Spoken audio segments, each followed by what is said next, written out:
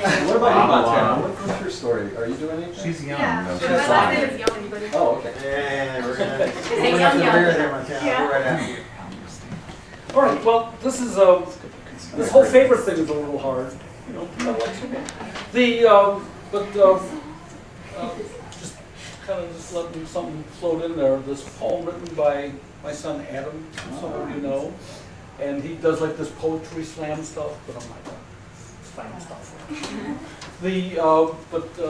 I love this poem, and I love the poem especially because we have this like family connection, and families that are connection and stuff. So it's called Maxwell Street.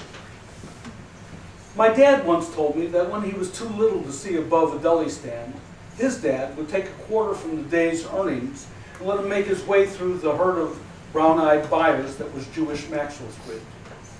He'd lift his arm to the invisible vendor, the quarter would transform into a hot dog. No ketchup. But now my dad's people are receding north as fast as his hairline.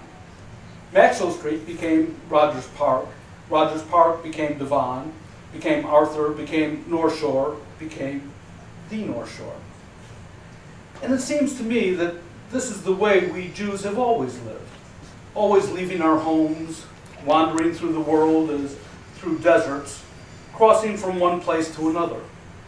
Even for all that Pesach prattle about the glory of freedom, Jews are still among those who cross the street from a dark face, apparently honoring our ancestors who escaped from Africans by walking the length of the sea. And even if my grandmother struggled as an immigrant, I think she was at least free. Not as a slave to her freedom like the street crossers, or stuck like the other side left behind. A Jew who understood that in America being Jewish is not as hard as being black. The two don't even compare. The Bible goes so far back that they don't even really have slavery in common. Just Maxwell Street. How are you? Hey, Sergio. Hey, how you doing, man? Sorry. All right. But Grandma, even if I never called you Bubby, I want to write this poem in the spirit of remembrance. When I was on the Skomar soccer team, I was the only Jew. The kids asked me if I picked pennies from the ground, if my hair was long because my parents wouldn't spring for a cut, and I only wondered where all the Jews who were supposed to be in Skokie actually were.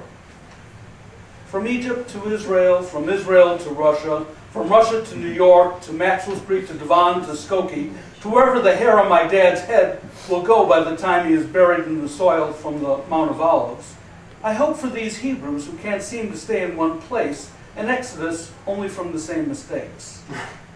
And Grandma, who never hated anyone unless they hated someone for no reason, you were Maxwell Street. Your heart a place that anyone could call home, where crossing the street meant saying hello, merhaba, or keeping my Sabbath day holy by coming to my Saturday soccer games, or doing anything that brought you closer to someone else. And all I wanted to ask you before you died was how I could find God as clearly as you did, so that I could be a prophet and bring your love to the chosen people, deemed such by meeting your standards of having a heartbeat. Oh, that's beautiful.